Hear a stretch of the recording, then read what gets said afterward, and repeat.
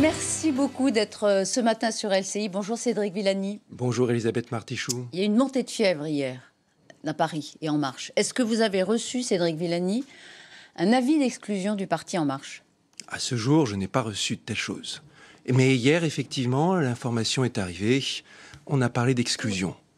Et je dois le dire, pour moi, l'exclusion, ça ne fait pas partie de l'esprit et de l'ADN de En Marche. Et du mouvement dans lequel je me suis inscrit, dans lequel je me suis engagé derrière Emmanuel Macron. L'exclusion, c'est quelque chose qui rétrécit. En Marche a été créé pour ouvrir, pour parler à la société, pour parler d'avenir. Et ma démarche n'est pas une démarche qui s'est faite contre En Marche, ni contre quoi que ce soit. C'est une démarche qui se fait en liberté pour les Parisiens. En liberté, on va en parler tout à l'heure, ce que vous voulez faire de cette liberté, si en plus vous la retrouvez malgré vous. Mais pourquoi cette fièvre ? Je crois qu'on a besoin à Paris de liberté. Qu'est-ce qui a été le déclencheur de effectivement cette montée en puissance du message ? Cédric Villani doit prendre ses responsabilités et choisir s'il veut être en dehors ou dans le mouvement. C'est ce que répète en particulier le patron du parti, Stanislas Guerini. Qu'est-ce qui a déclenché cette nouvelle salve ? Je ne sais pas exactement ce qui a déclenché cette salve hier. Ça tombe de façon inopinée peut-être, par hasard peut-être, précisément au moment où se publie mon ouvrage, Le Nouveau Paris, dans lequel précisément, dans lequel je détaille ma vision pour Paris, pourquoi je suis candidat, quels sont mes projets pour la ville. Et des grands projets tels que l'agrandissement de Paris, tels que le travail sur l'écologie, la façon de marier écologie et progrès au service des citoyens, ou encore une révolution démocratique. Cédric Villani, le parti espérait que vous cagniez, comme on dit un peu de façon un peu familière, que vous quittiez vous-même le parti, que vous rentriez dans le rang. Est-ce que vous allez le faire ? Est-ce que la question est vraiment sérieuse ? Oui. Vous me l'avez déjà posée, et d'autres aussi, Elisabeth Martichoux. Elle se pose Est-ce que vous irez au bout ? Tout le monde me l'a posée. Oui. Et j'ai toujours répondu, oui, j'irai jusqu'au bout. Je ne suis pas du genre girouette à changer d'avis dès qu'il y a un peu de vent qui se lève. La démarche est résolue, déterminée, et dès le début, 4 septembre, j'ai déclaré ma candidature, et depuis, tout a été mis en place.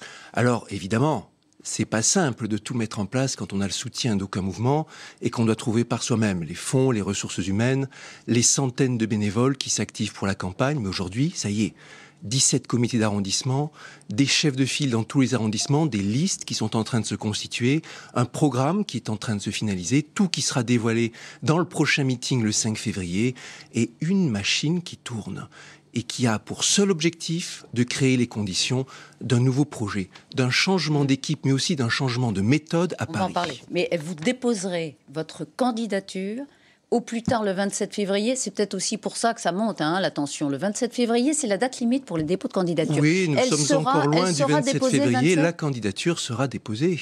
Je m'y suis engagé devant les Parisiens. Qu'est-ce qui pourrait me faire changer d'avis ? Eh bien, par exemple, Marie-Laure Harel, porte-parole de Benjamin Griveaux, elle a des arguments pour ça. Elle était dimanche sur LCI. Elle dit que vous faites perdre En Marche à Paris si vous continuez. On l'écoute quelques instants. Il a une responsabilité, un devoir même politique, de peser du bon côté, de peser du côté de l'alternance et pas du mauvais côté. Donc nous ne perdons évidemment pas espoir de faire campagne ensemble, de terminer cette campagne ensemble. Et je crois que les chiffres là qui sortent aujourd'hui démontrent que Cédric Villani ne peut pas gagner tout seul. En revanche, il peut faire perdre l'alternance et ça, c'est une certitude. Vous ne pouvez pas, dit-elle, Cédric Villani, gagner tout seul, mais avec certitude, vous faites perdre En Marche à Paris. Est-ce que c'est moi qui fais perdre ? Excusez-moi. Regardez, elle parle des chiffres. Marie-Laure Harel parle des chiffres qui sont sortis tout récemment, du dernier sondage. Sondage JDD, on va regarder à nouveau les résultats. Allons-y si vous le voulez, et on se remettra dans le bain ainsi, on comprendra mieux de quoi il est question. Anne Hidalgo 25, Rachida Dati 19, Benjamin Griveaux 15, David Béliard 14. Vous êtes le dernier de la bande, si je puis dire. Je vous fais remarquer que les 3 derniers, les positions 3, 4 et 5, sont dans un mouchoir de poche. Vous voulez dire quoi ? Que un mouchoir de poche est tout près. Écoutez, il y a quelques mois... Vous pourriez aussi bien être à 15 et les autres en dessous ? Il est arrivé que j'ai été depuis le début.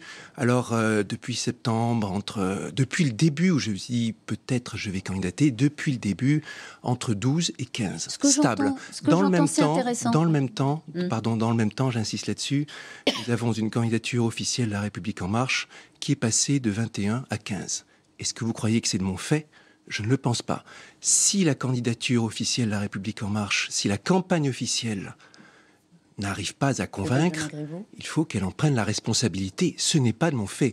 Moi, je suis là pour construire. Mais c'est mathématique. Je suis là pour présenter le projet. Dire ça. C'est mathématique. Vous prenez votre score, 13%. Est-ce que vous croyez... Benjamin Griveaux, 15, ça fait 28. Les électeurs ne sont pas des choses que l'on s'échange.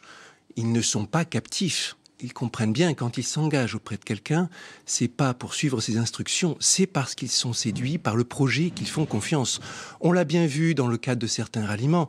Ces derniers jours, il y a eu plusieurs ralliements, comme celui de Pierre-Yves Bournazel à la campagne de Benjamin Griveaux. Est-ce que ça a fait progresser dans les sondages ? On a vu que non, parce que les électeurs savent bien ce qu'ils veulent. Ils veulent un projet, une incarnation, quelque chose qui soit en cohérence. Et c'est ce que je propose. Ma conviction, c'est que pour gagner à Paris, il ne faut pas faire des additions et se dire, voilà, on va faire une entente comme ceci ou comme cela. Il faut présenter le meilleur projet. Pour Paris, nous avons besoin de marier l'écologie et le progressisme. C'est mon but. Avant de venir, on va avoir le temps. Mais c'est ça le cœur. Je m'en fais pas, mais c'est ça le cœur. Et c'est cela, Elisabeth Martichoux, qui permettra de gagner. Et pas des arrangements politiciens. La division, tout de même, j'y reviens un instant, la division, elle est fatale à Paris, chez les marcheurs. Je suis ici pour rassembler autour d'un projet. Ouais. C'est factuel, je suis ici pour rassembler autour d'un projet. Et cet ouvrage est exactement ce qui le montre et qui explique la démarche. Vous prenez le risque d'être viré, Cédric Villani, viré du parti En Marche, qui vous a porté à la députation. Vous prenez ce risque. Est-ce que vous croyez que c'est moi qui suis allé quémander une place pour être député ? Tout cela faisait partie du grand plan de En Marche. Je vous rappelle que c'est le parti qui m'a demandé de candidater quand il s'agissait de la députation en 2017. Et comme je l'ai raconté dans un ouvrage, j'avais même commencé par décliner parce que j'étais tellement occupé avec l'Institut Henri Poincaré. Vous ne devez rien à Emmanuel Macron ? Je sais ce que je dois à Emmanuel Macron. S'il n'était pas venu en 2017, je ne me serais pas engagé dans la vie politique nationale. Et c'est précisément parce que le projet qu'il portait en 2017, parce que ce grand projet d'ouvrir la politique sur la société civile, d'accompagner les grandes transitions du futur et de parler des vrais sujets comme l'Europe, ça correspondait exactement à ce que je recherchais. Je sais très bien ce que je dois à Emmanuel Macron. Et on imagine difficilement, Cédric Villani, qu'une éventuelle exclusion, si elle devait se produire, puisse se faire sans l'accord d'Emmanuel Macron. Vous êtes d'accord avec ce que je dis, j'imagine ? Est-ce que Emmanuel Macron laissera le parti vous exclure ? Est-ce que c'est mon but ? Est-ce que c'est mon rôle que de deviner quelles sont les intentions des uns et des autres ? Vous n'avez pas de message Moi, Macron ? mon rôle politique, c'est d'être exactement en cohérence avec les raisons pour lesquelles je me suis engagé derrière Emmanuel Macron. Liberté, les grands projets, les défis du futur, et puis la société civile. Mais... Je suis exactement dans la démarche du mouvement En Marche. Hypothèse et je le revendique. Mathématique. Je crois que dans les mathématiques, on procède par hypothèse. Mais alors, hypothèse. Je vous en prie, n'hésitez pas à m'expliquer. Alors, une hypothèse. Le président vous appelle et vous dit Cédric, je ne peux pas perdre Paris. Si je perds Paris, c'est une dynamique dont j'ai absolument besoin, dont tu me prives. Si je gagne Paris, je relance mon quinquennat et j'en ai besoin. Cédric, vous dit le président, retire-toi, je te le demande, au nom de ce qui nous lie. Vous réfléchissez à sa proposition ? Moi, je répondrai la même chose que celle que je vous réponds, Elisabeth Martichoux. Ma démarche, c'est celle qui permettra de gagner et de transformer la capitale. Donc, la réponse sera non. La réponse sera exactement celle que je viens de vous faire. Si vous êtes viré, encore une fois, vous vous sentirez plus libre de faire des alliances ? Je suis déjà dans une démarche de liberté. Je n'ai le soutien d'aucun mouvement, je vous l'ai déjà dit. Et une alliance, c'est quelque chose qui ne doit pas se faire selon des étiquettes, mais sur la base d'un projet. Une alliance, c'est quelque chose par quoi on s'entend, on se met d'accord pour trouver le meilleur programme. Et qu'est-ce qu'il y en a des choses à faire à Paris?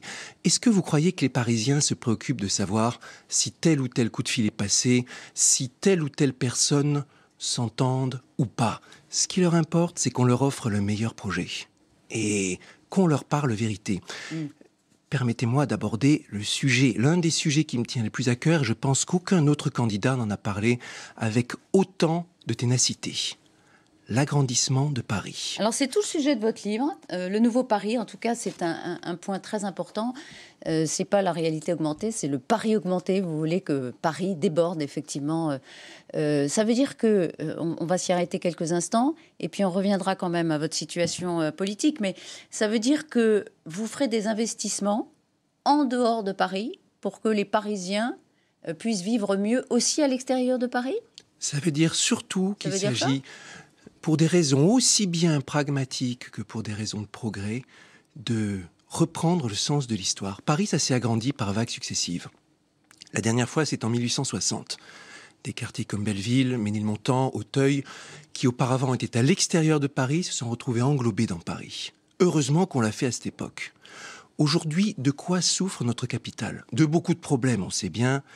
Il y a de la désorganisation dans les rues, il y a l'explosion des loyers, la crainte de se retrouver expulsé pour beaucoup de Parisiens, beaucoup de Parisiennes, en particulier les classes moyennes, la crainte de voir Paris perdre l'esprit de village qui est si important dans les quartiers. Il y a là des choses très pratiques, mais aussi des choses qui tiennent à la structure de Paris. Et le fait que notre capitale soit si petite. Paris, c'est même pas 100 km². Londres, c'est 15 fois plus. Berlin, Madrid, toutes les grandes métropoles internationales sont bien plus grandes et on ne peut pas prétendre résoudre pour la durée les problèmes de Paris si on en reste dans cette situation. Comment voulez-vous qu'on résolve les problèmes de mobilité sans s'intéresser, sans travailler main dans la main avec la couronne parisienne? Impossible. La plupart des trajets qui causent des embouteillages, ce sont des trajets de la couronne vers Paris. On a besoin de travailler main dans la main et pour cela, la meilleure solution, celle qui va dans le sens de l'histoire, c'est celle d'agrandir Paris pour résoudre des problèmes de logement, pour résoudre des problèmes de mobilité. Ça veut dire encore une fois que vous prenez une partie du budget de Paris, que vous reportez sur l'extérieur de Paris de façon à favoriser le départ, ça veut dire de façon plus des Parisiens audacieuse vers la banlieue? Non, ça veut dire de façon plus simple et plus audacieuse que les frontières de Paris doivent changer et travailler à ce que demain, Montreuil, Montrouge, soit dans Paris, soit de nouveaux quartiers de Paris, des arrondissements de Paris. Évidemment, ça doit passer par un changement du statut des arrondissements parisiens qui doivent... Il y en aura plus? Il y en aura davantage. Ils doivent avoir plus de pouvoir. Ils doivent devenir de vrais acteurs démocratiquement reconnus, à nouveau efficaces. Un 18e, puisque... Et ce sera un nouveau Paris, Grand Paris. Vous savez que les arrondissements de Paris ont déjà des noms aussi. 14e arrondissement, c'est aussi le quartier de l'arrondissement de l'Observatoire. Et peut-être qu'un jour, on aura ces différents noms, ces différents arrondissements auxquels on ne pensera plus simplement comme des numéros, comme des nombres, mais comme des arrondissements avec leur caractère, leur charme, et que ce sera inscrit dans leur nom. Et cette façon de voir les choses en grand, c'est l'un des outils essentiels pour résoudre les problèmes parisiens dans le futur. En grand. On va vous dire, Cédric Villani, c'est très gentil, ce sont des transformations effectivement très importantes. Mais par exemple, sur la sécurité, sur la circulation, sur la propreté, il faut des mesures concrètes tout de suite dans Paris, avant d'attendre qu'un grand Paris produise ses effets. Benjamin Griveaux, par exemple, il propose ce matin dans le Figaro des mesures sécurité, sa police municipale, armée, 5000 agents, qui s'occupera pas seulement de sécurité, mais aussi de propreté et de circulation. Est-ce que ça, c'est quelque chose que vous partagez avec lui? La police municipale, j'ai toujours dit, c'est une priorité première. Il n'y a pas de liberté sans sécurité. Et je l'ai dit, écrit, ça fait longtemps déjà, dans l'ouvrage aussi que vous avez, nous avons besoin de recruter 1000 agents supplémentaires pour participer à la police municipale dans Paris. 1000 supplémentaires. Lui, il en donne 5000. Il en donne 5000 partant d'une base de 3500. Vous savez faire les additions. Il s'agit dans un cas de 1500, dans l'autre cas de 1000, en tout cas du même ordre de grandeur. Et au total, une police municipale qui devra faire 4500 ou 5000 agents. Mais attention, Là où il vous parle de 5000 agents armés, qu'est-ce que ça veut dire? Ça veut dire confier des armes à des personnes qui aujourd'hui sont dans l'actuel DPSP, qui n'ont été formés qu'à verbaliser, faire des constats et qui n'ont aucune formation de comportement, de maniement de l'arme. Et je considère que c'est pas quelque chose de rassurant. Dans mon projet, on fait bien la distinction entre les agents qui auront vocation à avoir de l'armement létal, ceux qui n'en auront pas, ceux qui seront en intervention, ceux qui seront en présence pour rassurer, pour sécuriser le voisinage, et ceux qui seront en soutien. Est-ce que c'est un bon thème, la sécurité, pour Paris? C'est un thème que personne ne peut négliger, qu'il faut prendre très au sérieux. Et il ne faut pas juste dire « on va les armer, on va pas les armer ». Il faut dire comment on va les former. Quel est le plan des missions? Où est-ce qu'on va les répartir? Sur ce sujet, n'allez pas penser que je me fais des idées, que je suis rêveur. Mon conseiller en sécurité, dans ma campagne, c'est Jean-Michel Fauvergue, mon collègue député, l'ancien patron du RAID. Et dans toutes nos réunions sur le sujet, il insiste l'importance de la formation, de la définition des tâches, aussi la façon de mettre en jeu la vidéosurveillance de façon éthique, en coordination avec le voisinage. Et tout cela participera à une sécurité, tout cela participera à ce qu'on se sente en liberté, justement. Mais il n'y a pas que ça pour se sentir, pour se sentir bien. Il faudra aussi travailler sur les plans de circulation. Oui, c'est important de réguler la circulation. Ça se fera avec la police municipale, oui, mais pas seulement. Aussi en redéfinissant les plans de circulation, avec des consultations pour cela, mais aussi l'apport des sciences et de la technologie, avec les bonnes données, en calculant les plans, les sens interdits pour que les voitures ne viennent plus passer dans les petites rues intermédiaires, en préservant les quartiers, en regagnant de la place sur les stationnements de voitures. Vous allez refaire le plan de circulation. Pour végétaliser. Vous allez redessiner le plan de circulation. Il faut redessiner le plan de circulation et le faire aussi bien à Paris que dans les communes voisines. Un plan de circulation métropolitain dans lequel on s'intéresse à la mobilité de tous pour que tout soit harmonieux et dans lequel on pense tout à la fois. La voiture, les métros, les trams, les vélos, les scooters, les trottinettes, tout ça doit être intégré. C'est un jeu complexe. Cédric Villani. C'est un jeu complexe qu'il faut aborder pour la tranquillité et le bien-être des Parisiens et des Parisiennes. Cédric Villani, la réalité, c'est que vous avez un programme, Benjamin Griveaux en a un aussi, mais votre campagne, elle est dominée par votre division, et pendant ce temps-là, Anne Hidalgo, elle est à 25% dans les sondages, et elle est ultra favorite. La campagne, pour moi, est dominée par le fait que la campagne est dominée par ce que je viens d'expliquer, le fait qu'aujourd'hui, il y a une urgence à Paris dont je parle, et dont personne, je crois, ne parle avec un tel sentiment d'urgence, l'enjeu à la fois de réparer ce qu'il y a aujourd'hui en 2020 et de préparer 2030. Préparer le Grand Paris, changer les règles démocratiques dans Paris. Si nous ne faisons pas cela, dans 10 ans, Paris ne sera juste pas au rendez-vous. Mais est-ce que c'est mon devoir de poser ce projet sur la table. Le temps n'a que trop tardé. Est-ce que vous pouvez vous retrouver avec Benjamin Griveaux? Il vous tend la main. Officiellement, publiquement, il vous tend la main. Excusez-moi, est-ce que vous vous souvenez, il y a quelques semaines, quand nous étions en discussion avec les écologistes pour savoir comment on pouvait ensemble réfléchir à l'avenir de Paris, réconcilier, mettre ensemble l'écologie, le progrès, les sciences et les technologies? Quelles étaient les réactions de la campagne de Benjamin Griveaux? Vous vous en souvenez? Allez-y, rappelez-nous. C'était assez dur. Disant que je tournais le dos au mouvement, que je devenais un ennemi du président, que cette démarche était incongrue. Et donc il y a un double discours. Il y a quelque chose là qui est d'autant plus surprenant au même moment où le président de la République met en valeur les travaux de convention citoyenne avec des citoyens tirés au sort au service du programme de l'environnement. De la même façon que dans mon projet, il y a une assemblée citoyenne composée de citoyens tirés au sort, d'experts et de corps intermédiaires chargés de discuter des questions environnementales, chargés de contrôler les projets et la capitale. Il y a, je le répète, de ma côté, une ouverture. Je suis un homme de dialogue. Je parle à tout le monde quand on vient me parler projet et avenir de la capitale. Et ce sont ça les sujets qui permettront de gagner.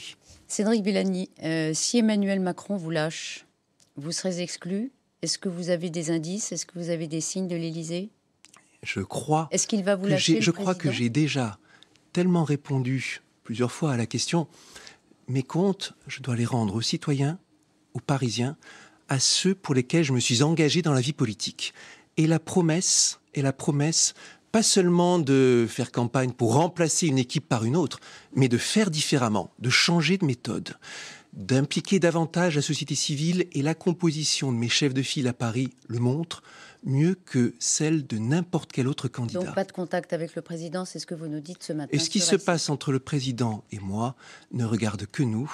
J'ai toujours été un homme de loyauté par rapport à mes engagements. Un livre, Le Nouveau Paris, que vous publiez chez Flammarion, qui est un livre écrit à la première personne dans lequel vous dites vos priorités, l'innovation, l'éducation, l'environnement, bien sûr, et puis ce pari augmenté, ce pari plus grand que Paris, pour lequel vous allez plaider en espérant être élu, car vous serez candidat jusqu'au bout. C'est ce que vous nous confirmez ce matin. Je vous le confirme. Sur LCI. Merci beaucoup d'avoir été avec nous ce matin, Cédric Villani. C'est à vous, Pascal.